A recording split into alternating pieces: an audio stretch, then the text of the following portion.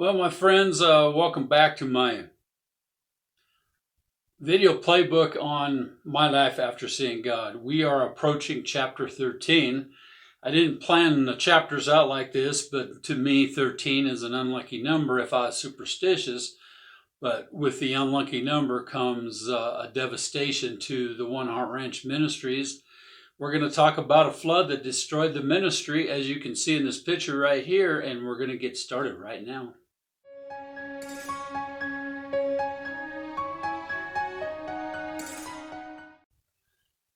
Well, my friends, as you can tell in this picture here, I'm sitting in front of my mural for the One Heart Ranch Ministries. The ranch fellowship hall was built into a courtyard, so you can tell this is going downhill, and it kind of comes like that. Well, it was built into a bowl, so it was a courtyard. So that's the way I designed it. But when we built the house and did the excavation work, the excavator dug a trench, about a 2-foot wide culvert, really big culvert, and put a 24-inch drain tile in it. And weeds started to grow up in front of this tunnel where this pipe was at, to allow the water to get out. And there was a grate in front of it, so animals, critters, and stuff like that couldn't get in front of it. But I was getting busy out at the ranch. A lot of things were going on. I was doing birthday party rides. I was doing riding lessons. I was doing youth retreats from churches. I was doing pastor luncheons. I was doing companionship rides. People were coming out, boarding their horses out there. People were coming out to watch people work their horses in the corrals. Things got real busy, and I couldn't afford to have a groundskeeper, and I had to work part-time in town to be able to pay the expenses, because the expenses for the ranch were piling up, and I didn't have enough resources coming in, so I had to work in town as well as running a full-time ministry. So I remember doing a riding lesson once, and because of some damage to the inner ear, I was working in the circle crowd doing a riding lesson, and I was also doing an interview that day to interview some help for somebody to help me.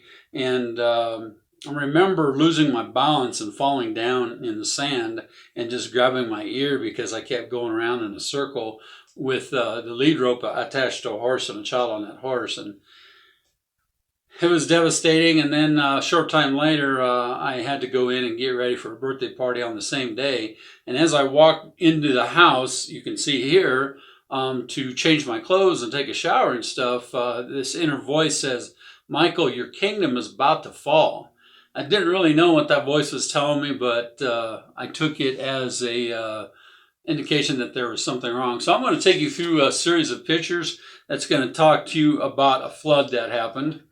So what I like to do is I like to show you a couple of pictures of a road that actually came down. So there was a road that came down this way from the barn.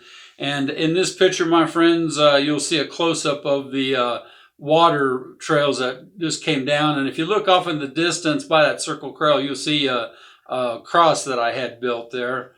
Here's another picture, upright picture, that actually shows more of the water damage that was coming down the hill.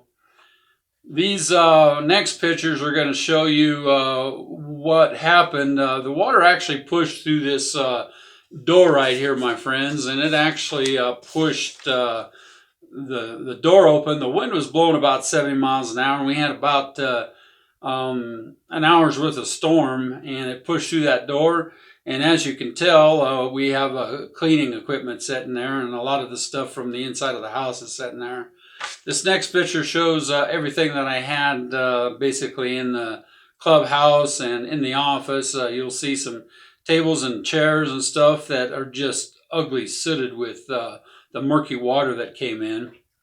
This next picture that you'll see is the actual view looking into the kitchen of the ministry facility, and you'll see that there's a really nice mural that I was painting on the wall. So me being an artist is really carried on, but you'll see the discoloration of how high that water went, and it actually got in and destroyed the walls.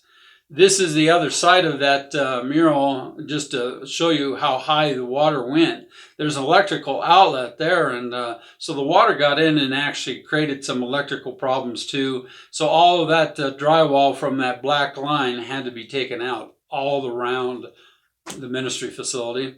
This next picture is the setting room in the waiting room area next to the kitchen, and you can tell how high that water went up, and that's a homemade corner cupboard that I had built, and you can see what the water did there. This next picture is looking from the fireplace or the front of the chapel room into the entry where the door had blown open. You can see the dark discolorations on the wall. That's pretty devastating when you look at that, my friends. And today is November 5th when I'm doing this video, and this is still very painful in my heart. I'll tell you a little bit more about that later. This is another picture from the chapel room looking outside. You can see that there's a work crew out there. They're doing some cleanup work. You can see how high that water murky went. This is another view from the clubhouse room, the chapel room, and you can see how high the water went there. This other picture here is a closet that I had underneath the stairs that went up to my main level, and you can see that the door's open and the water got in there too. And that was my storage for my pellets for that pellet stove, so everything was damaged inside there as well. This next picture that you're seeing is the under part of the kitchen sink that you've seen there, and so it contaminated all that. We can't just clean it up, my friends. It all had to be tore out and rebuilt. This is a picture of the inside of the bathroom that you can see how high the water went. It was clear up to the top of that vanity, and of course it has to be destroyed. Here's another angle into that bathroom that shows that was a mechanical closet there that the main inlets to the water lines came in there. That was a wall heater that's on the wall next to the toilet there, but you could about imagine what that did. Well, my friends, that was pretty devastating when you think about it, when you think about the damage that did. And this is actually chapter 13. This is what my life has been like after seeing God. And I feel like there was a reason for this. I feel like there was a purpose. But what was the purpose, you know? So to sum up the story on this flood, the insurance company came out and we had wind damage. It damaged both of my barns. It damaged the house. It damaged the roof. So we got a big insurance settlement from my insurance company on this, and they paid out like $90,000. So I paid somebody to put in some retaining walls and did a pretty good job. And then I and a bunch of friends, we dug out and gutted the inside of that house, and I put it all back together. I put new cabinets in, as you can see in this picture right here, that the kitchen is all done. And you can see in this picture here, the front of the chapel room where I held chapel services at was done. There was also a room that I had a banquet room in. It was finished out. I don't have a picture of that. And my office was redone, and the spare bedroom was redone. But by the time I got back up and running, it was into the wintertime months, and I had to cancel a lot of my business for the ranch. And I fell behind on my mortgage payments, and the bank, they came in and they said, well, we'll do a 6-month refinance for you and get your payment down to like $750 a month. Well, at the end of that 6 months, it went back up to $1,400 a month. Well, my friends, if you don't have any income coming in from the business of the ranch and the ministry itself to pay for that, you can't make up that extra money when the payment jumps back up to double what they did the loan modification for. So to make a long story short, I had to move out. I had to let the property go, and the bank took the property. It was worth probably $250,000.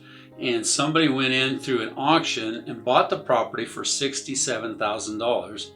And 2 years later, they remodeled it a little bit more than what I already did.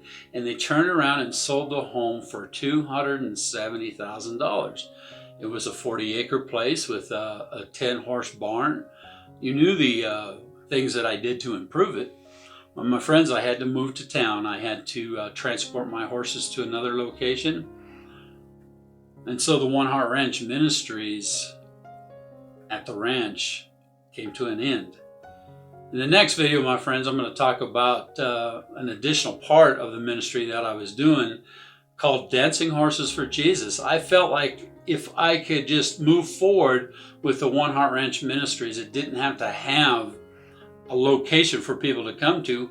We could actually go to people. And you see my last video in chapter 12 where I was singing and playing guitar from horseback. Well, now I had a team of horse dancers. And we told the story of the foundation of Christian living. That's coming up in the next video, my friends. Don't forget to check it out coming next Sunday. May God bless you. May His face shine upon you, and may Jesus always bring you joy. Until then, I'll see you soon.